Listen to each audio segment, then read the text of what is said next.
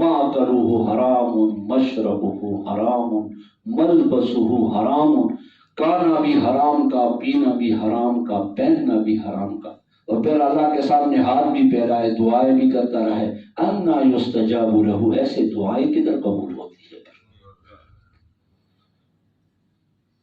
تو فرمایا اس کا حساب کتاب دینا پڑے گا کہ مال کہاں سے کمایا تھا اور اس کو کہاں پر لگایا کدھر تھا۔ حدیث مبارک میں ہے ایک شخص کو قیامت والے دن لایا جائے گا کأنہ بزج، پیڑ کے بچے جیسے ہوگا، وہ جیسے پیڑ کا بچہ ہوتا ہے چھوٹا سا، ایسے اس کی حالت ہوگی۔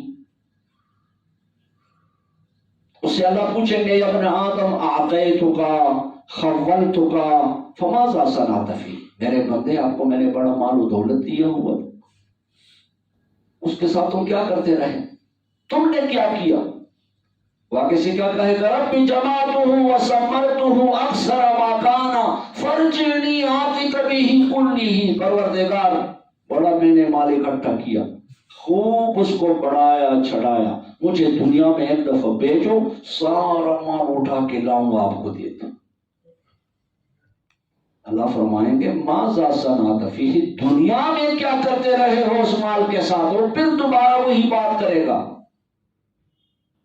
فَإِذَا هُوَ عَبْدٌ لَمْ يُقَدِّمْ خَيْرًا فَيُمْزَى بِهِ إِلَى النَّارِ، اچانک وہ ایسا بندہ ہوگا جس کے نیکی کوئی ذرا پر نہ ہوگی سوائے مال و دولت جمع کرنے کے، مال و دولت جمع کرنے کے۔ آج کہاں ہے حلال اور حرام کی تمیز؟ جس کے ہاتھ میں جو آیا اس کو اٹھایا، ملک نے بیرونی ملک نکال دی، آپ سمجھیں گے کہ پتہ نہیں اتنے کروڑ نکال دیے، اتنے ارب نکال دیے، اتنے کھرب نکال دیے،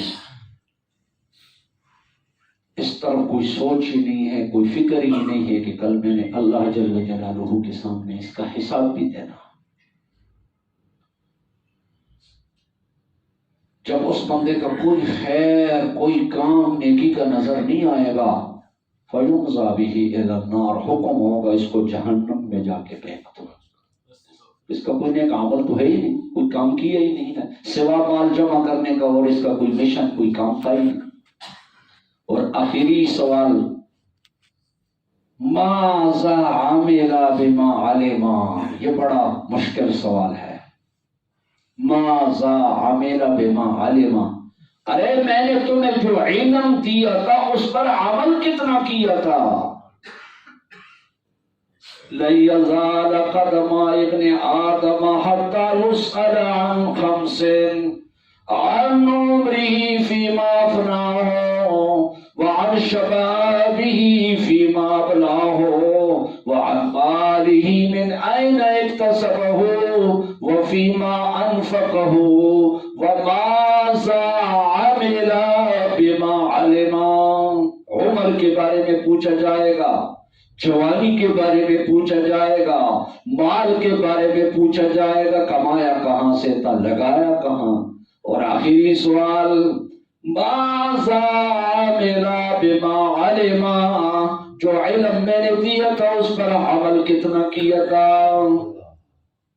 یہ بڑا مشکل معاملہ ہے کہ علم کے ساتھ عمل۔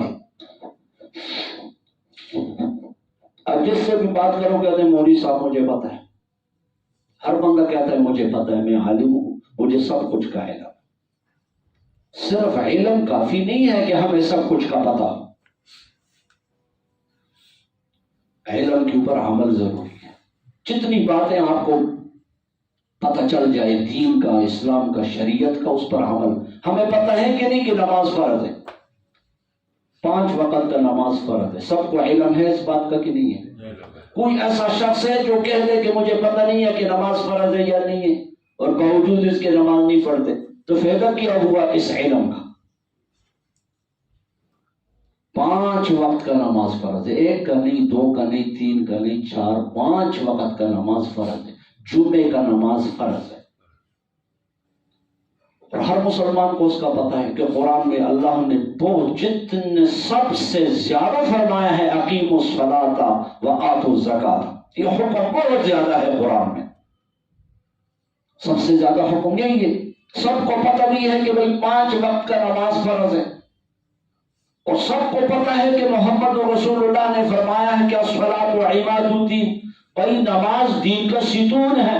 من اقامها فقد اقام الدین، جس نے نماز کو قائم کیا اس نے پورا دین قائم کر دیا۔ ومن ضيعها فهو لما سواها اضيع، جو نماز کو ضائع کرے گا اس سے اور کس کام کی توقع رکھی جا سکتی؟ سب سے ان اہم امورکم عندی الصلاۃ، سب سے اہم ترین، سب سے ضروری امر میرے یہاں فرمایا نماز ہے۔ اور آپ دنیا سے جاتے ہوئے وصیت فرماتے ہیں الصلاۃ الصلاۃ الصلاۃ الصلاۃ، میری امتیوں نماز نماز نماز نماز، اور فرمایا الفرق ما بیننا وبینہم الصلاۃ، ہمارے اور غیر مسلموں کا فرق نماز کے ذریعے سے۔ اور اتنا سخت حکم، من ترک الصلاۃ متعمدا فقد کفر، جس نے ایک نماز قصدن چھوڑ دیا اس نے کام کافروں والا کر دیا۔ اتنا بڑا سخت وعید ہے، اتنا بڑا سخت ڈانٹ ہے رسول اللہ کی طرف سے، من ترک الصلاۃ متعمدا فقد کفر۔